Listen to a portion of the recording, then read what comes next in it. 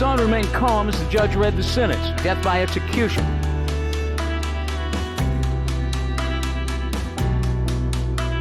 Josue Flores was murdered last Tuesday on his way home from school.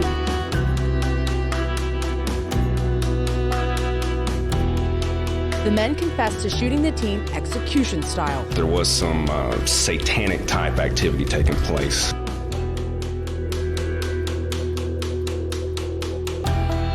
Officers tell us Trujillo stabbed her boyfriend with stiletto heel shoes.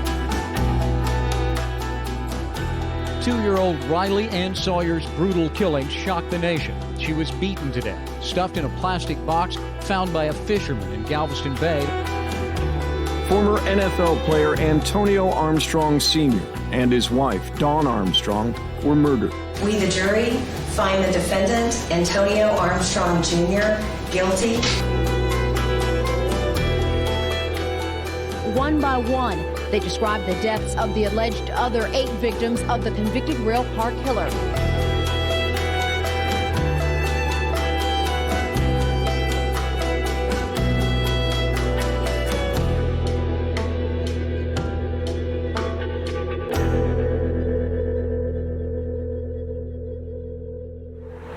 Welcome back to the evidence room. This week's episode is about a life cut short, a life filled with promise that was taken for no reason at all. Josue Flores was 11 years old when he was stabbed to death while walking home from Marshall Middle School along Fulton Street. And even though cameras blanket this area, it would take 6 years before his killer would be convicted.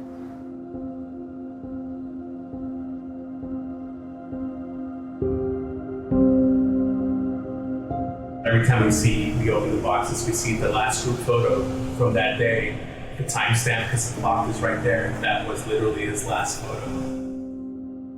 A pizza party for a science club, and you know he's going to be dead within 20 minutes of that photograph.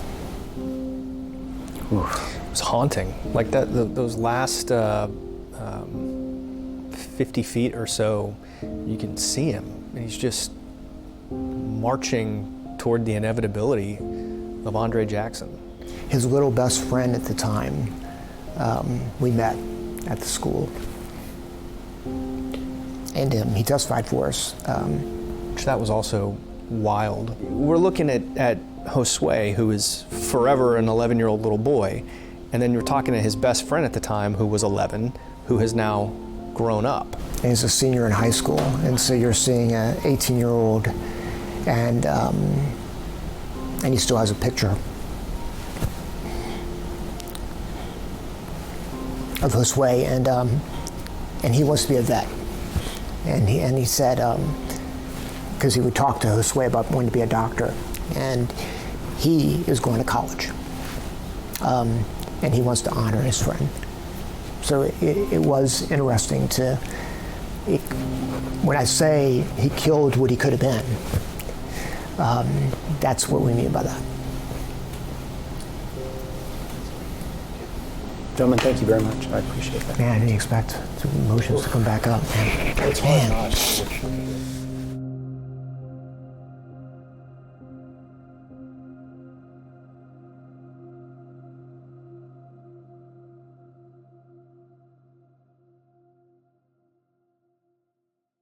Tuesday, May 17, 2016, 16:43 and 01 seconds. 911 transfer for medical and police. What is your address? Hey, I'm on James Street. Okay, what are you reporting? Officer, oh my God, there's a cop right. What the fuck? A kid just got stabbed. Like he's like. Is he in the street or where is he? He's in the street. Yeah, he just got stabbed. Some man like black dude just ran up and stabbed this kid. Why did you guys bring me in here? Okay, did they tell you why you were arrested? No. Okay, well, I think there may be some things we need to clear up, okay? Okay. Right now you are under arrest. Do you understand that? For somebody within seconds to come across an 11-year-old child and brutally murder them, it's hard to even get your head around it. John Jordan, Assistant District Attorney, and I was one of the prosecutors on we call it the Josue Flores case. You know, I've been around for about 25 years, and so I've been a part of a lot of these cases and have witnessed many more. And we always call the case by the style of the defendant's name. And this is the only case that I can remember in the last 25 years that everybody refers to it as the Josue Flores case. A question police are trying to answer and a neighborhood is trying to understand. How could anyone attack and murder a child? I have an 11-year-old and a 10-year-old, and I also have an 8-year-old, and I can't imagine what this mom is going through. Each candle, balloon, stuffed animal, and painting left here is an individual expression of grief, the image of a smiling Josue Flores on the minds of so many. We talked about it sometimes at school because we were like, this could happen to any of us. Flores was laid to rest Tuesday. Hundreds attended the funeral at the Holy Name Catholic Church. A mariachi band helped lift spirits, but ever present is the reminder a killer is on the loose. Sometimes I have to walk home from school, and sometimes, since my mom, she gets scared. Now that, if I walk from school, something bad will happen to me. Amidst the grief, there is also resolve from a community that will never stop searching for justice. A thought seen on this poster. To Josue's killer, you will never find peace. You will never forget this innocent face. You will always be haunted by what you did. He was just playing in the puddles, playing on the gates, doing nothing to anybody. And that is so sad.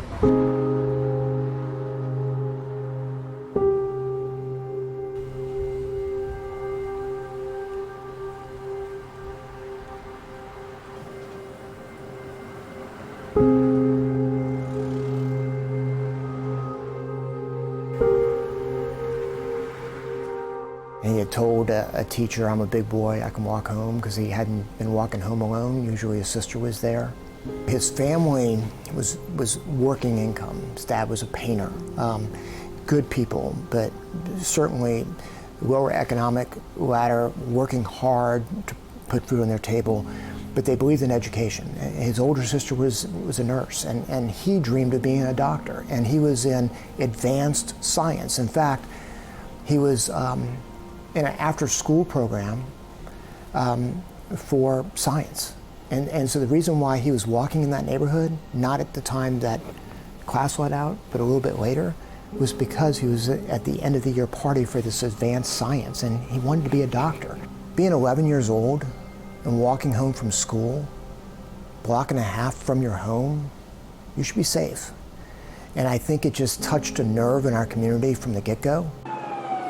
I'm hoping it helps everybody heal. After 7 days of grief, anger, and fear, this Northside community came together once more in a show of support for Josue Flores and his family. It really so strongly shows how much and how deeply people care about each other, and that's been beautiful. Father Neil Thomas performed a blessing for Josue on the steps of the Holy Name Catholic Church before giving the homily during his funeral mass. God is in control.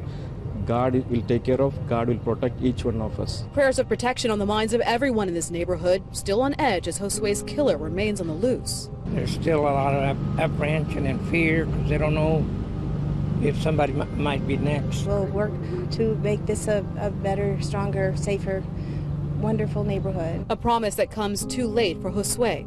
He never made it home last Tuesday, so the funeral procession took him there today, stopping for a final family photo before carrying him to his final resting place. I'll never forget Josue Flores. I'll never forget his mom.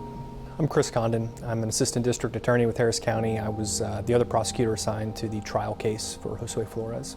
I remember when Chris and I went to the property room before trial as we're going through all the evidence, and we pulled out his backpack. And there was a card in there for his mother, for Mother's Day.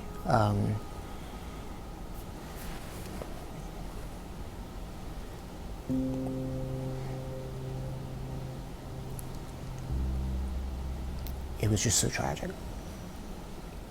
Yolanda Arteaga was walking near North Main and Henry Street this afternoon when she looked down and spotted something shiny in the sewer drain. It looked like a knife, and Arteaga knew she had to let the police know right away. This corner is only a few blocks away from where 11-year-old Josue Flores was stabbed to death. She said, like I told the officials, I'm not sure it's the knife that killed the kid, but right now any evidence is good to find the killer. Houston police are not calling this a major development, and right now they are not linking this knife to any crime, but it has been collected as evidence. It has been taken into our custody, and it will be taken to the property room, and it will be processed for any evidence that may or may not be on it. It could be a knife from anywhere. It could be a knife that somebody just threw down there. It could be down there for weeks. The family is hoping otherwise.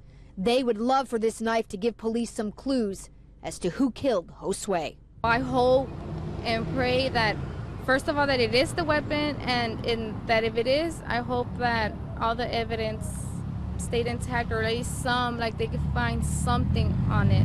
When Josue was murdered, the knife was never found, although there was attempts in looking in gutters and neighborhoods and things of that nature. And we know, based on the ME's report from Josue's autopsy, that it was a small blade, likely a pocket knife. I mean, we don't know, but it was a very small blade. So it would have been very easy to hide, to discard. Anything shiny that was found in this neighborhood was taken in for testing. So it was, and officers were volunteering their times. I mean, officers, who weren't even working were coming in. I mean, everybody cared. Everybody cared about this. And so it wasn't for lack of trying. It's just we never found the murder weapon.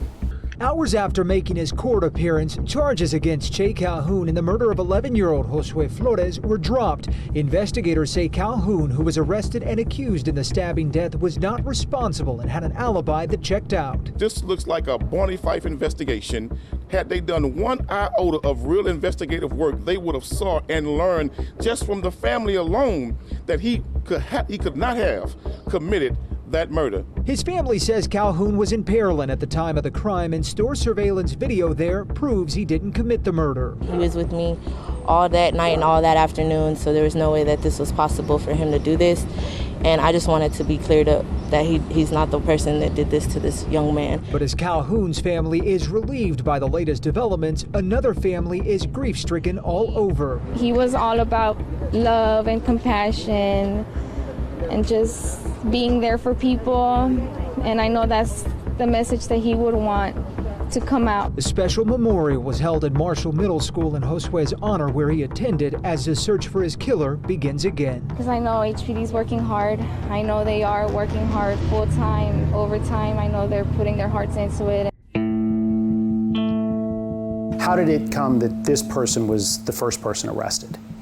It was before, I guess, the analysis of all of the footage in the neighborhood, and I think there was a lot of pressure. I mean, this was truly a situation where it is stranger danger, and we all know that rarely happens to the most innocent person in our community, an 11-year-old walking home from school.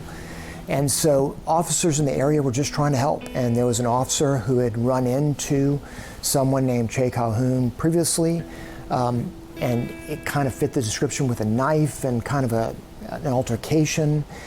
So he was arrested, and he gave an alibi, and immediately the officers followed up on that alibi, and thankfully he was on surveillance in a faraway area of town at the time that the crime occurred, so the case was quickly dismissed. But make no mistake of it, it was a tragedy. Anytime an innocent person is arrested, I don't want to make light of it, although I think everybody was in good faith. I just want the right person to get caught, and I don't want anybody covering for anybody else. Let justice be served.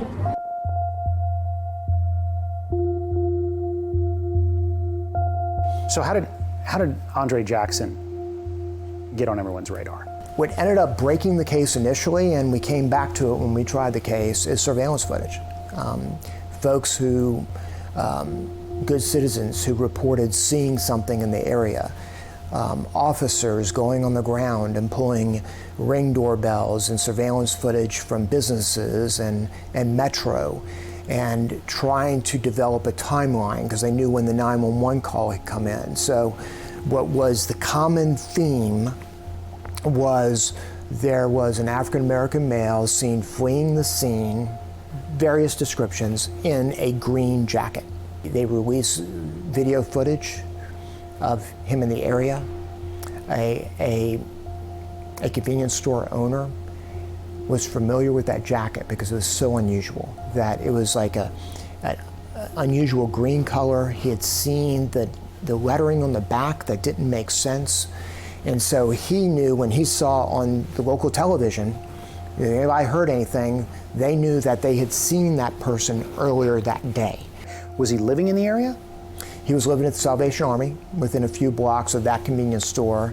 HPD had some of the surveillance video that they captured was kind of it's like an overhead view of a side street not too far away from the Salvation Army.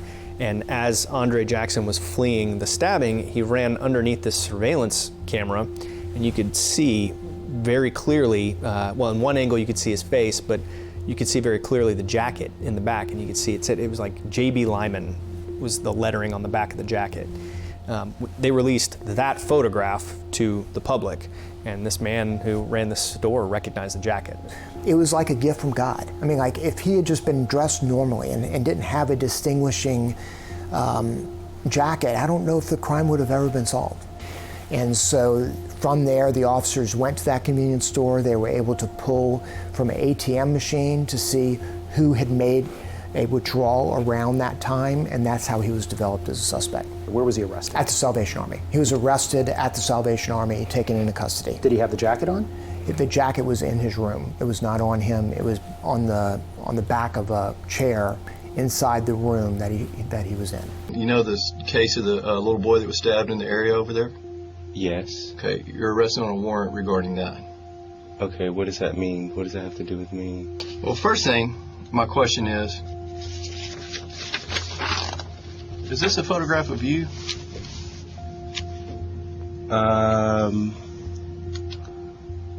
No. It's not? No. Do you have a jacket like that? Yes, but I don't know if those are the letters that are on my jacket. It's kind of Chinese. The day the murder occurred was Tuesday, May 17th. Is this me on the 17th? Yes, that is you on the 17th. Where? Like I told you. You said it's part of the crime scene. How? Well, hold on. Let me get there for a second, okay? Just bear with me for a second, Andre, okay? On Tuesday, May 17th, the stabbing occurred at approximately 4:40 p.m. Okay. And what time are these pictures from? Those pictures are from right after the stabbing. Okay. Now, let me ask you. From what camera? Okay, where were you on that day, that afternoon? I don't know. You don't know where you were? Bizarre is the exact word I would use. It was odd. It was just odd because he was trying to find out what the investigators knew. This is you, right? Okay. Here's the problem, okay, for you. The problem for you is you're seen fleeing from the crime scene, from there towards the Salvation Army. Seen fleeing? That's what these pictures are insinuating? Mm-hmm. Perhaps there's another reason. Well, that's what I'm asking you.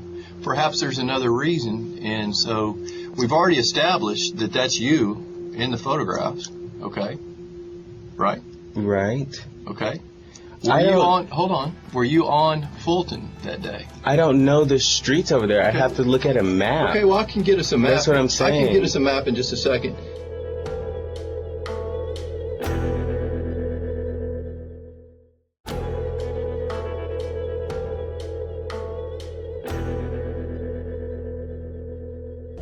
Tears from suspect Andre Jackson Jr. as he stood before a judge for the first time. Tears also came from the family and friends of 11-year-old Josue Flores. Jackson is accused of stabbing Flores at least 20 times. A prosecutor said Jackson admitted to being at the murder scene. Defendant was then arrested and admitted that he is the person on those surveillance cameras and admitted that he was at the scene and ran from the scene. Prosecutors said a total of 5 surveillance cameras in the area captured Jackson wearing a distinctive jacket. Prosecutors said that one of those pieces of video was captured before Josue's death, but was only discovered last Thursday. It was devastating, man. It was devastating, not just for the whole city, but for the whole family, man. It was real hard, man. It was real hard because he started crying too, man. He realized what he did was wrong. and he realized that he's going to pay the price for it. Disgust and anger from people inside the courtroom. Many of them walked the 1.5 miles from the crime scene to the courthouse. Some were not pleased that Jackson's bond is set at $100,000. And I want him to be in jail. I don't want no death penalty. I don't want nothing like that. I want him to be in jail, sit there and think about everything he did. That's the first time he was arrested. Why was he released and the charges dismissed the first time? He was arrested in good faith based on the statements of the people at the scene, based on, again, the importance of the green jacket. But he was arrested while DNA was pending. What specifically was being tested? DNA has to be swabbed from, pieces of evidence. A lot of times that's going to be from a fluid, like a bodily fluid that can be identified, blood, semen, that kind of stuff. There was no blood on this jacket. Now, either, I don't know, maybe no blood got on the jacket during the stabbing, maybe it had been wiped down. We don't know, we'll never know. So they were not processing specific areas. So in other words, there wasn't like an obvious blood stain that they're swabbing to see. So they were sort of just going to places that would have most likely contacted the victim. So they swabbed, sort of the outside part of the jacket, and luckily they swabbed the kind of I guess like the cuff of the jacket. The jacket was a material that wouldn't really hold DNA. It would have been kind of easy to wipe off. It was kind of like, I always tell people, like Letterman jackets from high school, the sleeves are made out of that kind of like plastic leather. That was kind of the material the jacket was made out of. But the cuffs were made out of kind of that gathered cotton, kind of stretchy material. So more absorbent. More absorbent. And so the DNA analyst with DPS swabbed that part of the jacket, both cuffs, pretty extensively, inside the cuff, outside the cuff. We had been waiting for the better part of a year for the outcome of the DNA evidence in an effort to link him to the homicide. The results of the DNA and the blood analysis are at best inconclusive. I was familiar with somewhat of the history, that it had been filed. It had been filed assuming that the DNA would come back a certain way. And then when the DNA came back as inconclusive, the decision was made, a tough decision, to dismiss the case, because you only have one opportunity to try a case. And if you try it and you don't have all the evidence, you're going to second guess yourself if you don't have the right result. We all need somebody to lean on. 2 years later, and the pain of Josue Flores' death is still very fresh. We want justice. Josue's family, the community, along with police and elected officials gathered to remember the 11-year-old. In 2016, Josue was on his way home from school when someone stabbed him more than 20 times along this fence. I'm feeling sad. Stella Morales-Walters created Safe Walk Home North Side after Josue was killed to help protect other students. We need to come together. We need to reignite the fuel and close this case. It's a tragedy on a tragedy. Everyone thought police solved the case when they arrested a man named Andre Jackson. But last summer, the Harris County District Attorney's Office dropped charges against Jackson because of inconclusive forensic evidence. Justice has not been served at this point. All we can do is keep trying. Many people, including Houston Police Chief Art Acevedo, believe Jackson was the killer. Obviously, the police chief is convinced he was the right person, but he's acknowledged we have to have the right evidence as well when we bring a matter in court. We want answers. We want to know what's going on with his case. Sonia Parker says she is a friend of the Flores family, and she, like many, are frustrated police have not found the little boy's killer. What finally happened that brought Jackson back onto everyone's radar? There was a homicide investigator named Rich Rodriguez. Let's just call him the cop who wouldn't quit. He is sitting in a homicide conference. I think it was in Atlanta, and someone from DNA International, a private company out of Florida, was given a presentation on what they have developed in the private industry as opposed to the government on a little bit more sophisticated DNA testing. And he immediately thought of a case that he had been assigned because he was a cold case squad, and said maybe that could help us. We have evidence now in Utah at a lab that is utilizing techniques to extract DNA from evidence that that our lab and our state lab does not have the capacity to do.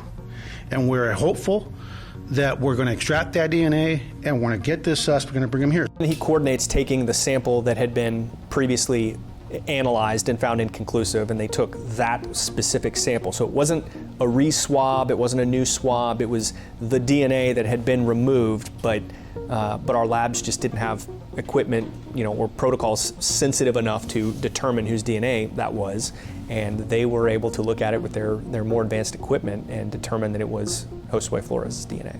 Was it immediate, go get him, go pick him up, and we'll take charges now? There was a coordination between the Houston Police Department police chief, the elected district attorney, sharing information, making sure that everybody was on the same page. Obviously, once a case is dismissed years before, and now we're going to resurrect something, folks at the highest level need to be consulted.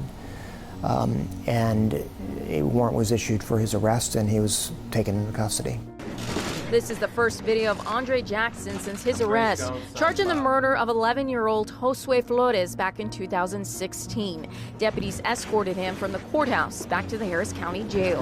I'm Grace Jones' son, Fox. Today's hearing was reset, and Jackson didn't stand before a judge. Jackson was initially arrested in 2016, but prosecutors dropped the charges after DNA test came back inconclusive. Announced yesterday, the district attorney's office says new advanced DNA testing on a jacket seized from Jackson's home does show a match to Josue.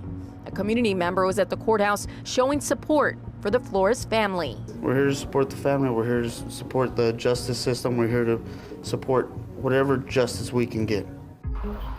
Hi, my name is Andre, and I'm making this video in direct response to the media as well as the press conference that was held about the case of Josue Flores' murder. I'm going to try to make this as quick as possible and as concisely as possible because, quite frankly, I'm just tired of hearing my name associated with this case. So I know you pick him up, you arrest him, but then he does that YouTube video. How did that factor into the prosecution? It was more humorous to us. Obviously there was a lot of public statements he made that showed some animosity towards the Hispanic community in town, and that was concerning. However, we weren't going to use that in trial, and so it was just more information to try and figure out who this person was. They are just trying to save face and console the community, and they're going about it in the wrong way by trying to disseminate false hope that one day I would be proven as Josue Flores' killer. I am not his killer. My fifth point that I want to emphasize is that the very same community that they are mentioning so much needs to be where they look for a person of interest or a suspect. They need to reference the crimes that young Hispanic Americans are committing across Houston. This is nearly a form of harassment, and I'm considering legal action against this municipality and judicial system. Andre Jackson is accused of killing 11-year-old Josue Flores after stabbing him 20 times with a pocket knife while he was walking home from school almost 6 years ago. As prosecutors present their case against him, much of today's testimony centering on key evidence in the case, including new pieces of surveillance video played in court which show the young boy at different times, from leaving Marshall Middle School to walking down the street with his backpack on. Several other videos played for the jurors show the accused, Andre Jackson, putting on his jacket and looking at his hands, walking past an elementary school and running down a street. The jacket Jackson had on, say prosecutors, is the same green jacket that they say belonged to Jackson the day the 11-year-old was killed, and that it contained his DNA. This morning, Jackson sat with his defense team as the state called the first witness, the owner of a Chevron gas station. The business owner testified that he provided surveillance video to police in 2016, which showed video of a man in a green jacket inside of his business. The family is desperately seeking justice and closure. A member of LULAC who is here to support the family says they have waited 6 long years for justice for Josue. They are very saddened and hopeful at the same time. The work that was done by HPD finding and going through all those videos cannot be overstated. It was important. I mean, it gave us, I think during our trial prep and throughout the trial, we kept coming back to the map. So we had a map of the neighborhood where the school was located, where Josue had traveled, where the murder occurred, and then where Andre Jackson fled, all the way back to the shelter that he was staying at the time. We had that map on our wall, and no matter what we did, whoever witnessed, we always went back up to that map, and you could just follow the jacket. Everybody else in the neighborhood was running toward Josue, and we had one person who was running away, and it was this guy in the green jacket. The part about that always got me, though, is as Andre Jackson comes around the corner, the first time we pick him up on video, he's got the jacket kind of draped over his shoulders, and before he puts it on, you can see him kind of go like this, and it looks like he's checking his hands, and then he throws that jacket on. And that was always something that was very telling to me. I mean, it was hot outside, so he's putting on a jacket, which is weird, but why would you check your hands first before you slip your jacket on?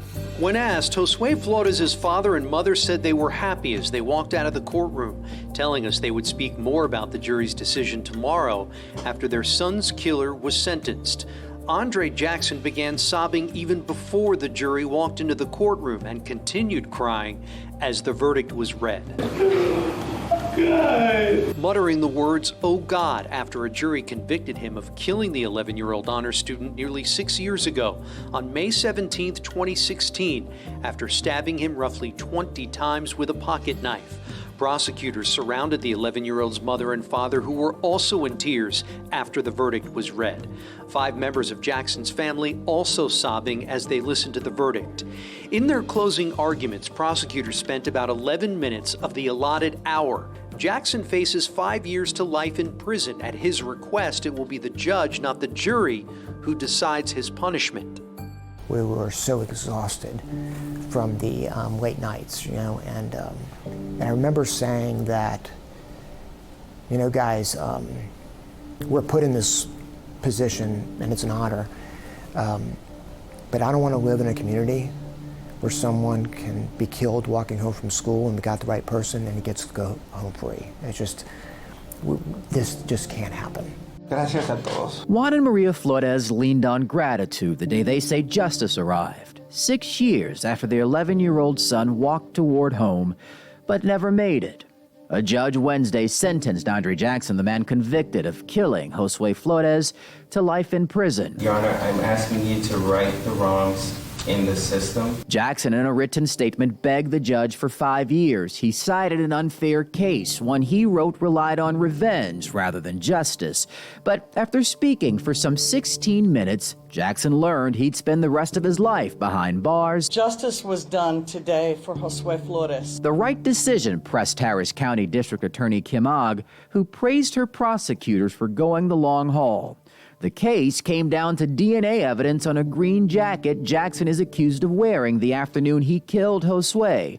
Trace DNA, as found by a lab in Florida, after tests in Texas couldn't link Jackson to the crime. I think the challenge was, a number of years ago, dismissing the case, knowing the DNA was inconclusive, with the hope that one day we would be here today. There was video evidence tying Jackson near the scene, but beyond that, his attorneys say there wasn't anything else. Yet guilty was jurors' conclusion. It should be concerning for the citizens that this is all it takes. My client was never identified by any witness as the person that was the murderer. Josue Flores would have graduated high school this spring had he not been stabbed over 20 times.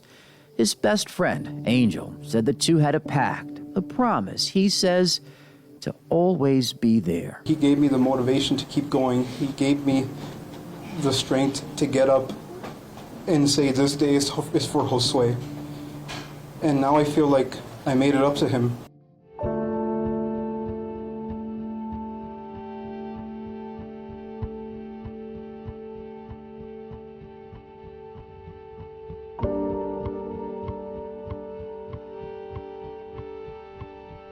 You always want to know why, as though that's somehow comforting, as though there was something that Andre Jackson could say that would make us understand why he would do this to that little boy. But the truth is, there is no explanation that could fill that hole. There's nothing that could make what he did acceptable or understandable even, or relatable. And so I think one thing I've learned is don't try to understand Don't try to understand what a monster does, just accept that it has been done. I said it in closing, and I truly believe it. I mean, you know, such a horrific crime. The case was dismissed and dormant for years. And the way it ended up resurrecting itself and ultimately leading to his conviction was Josue himself. How so? His DNA. Josue, years later, was telling us, I'm here. I'm on his jacket because he killed me. And it just took patience. It took, and the family was always so kind, and they had every reason to be angry. The community was angry, and the family was just trusting. I don't feel like we got the conviction. I truly believe Josue got the conviction.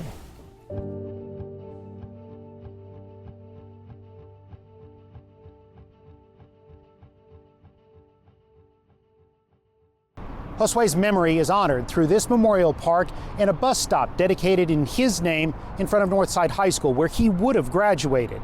A grassroots organization called A Safe Walk Home was also founded in his memory. Volunteers on the near north side watch over school children as they walk to and from class. Thank you for joining us for this week's episode of The Evidence Room. A new episode of The Evidence Room streams every Wednesday at 6:30 p.m. on KPRC2+. For everyone on the KPRC2 Investigates team, I'm Robert Arnold. We'll see you next week.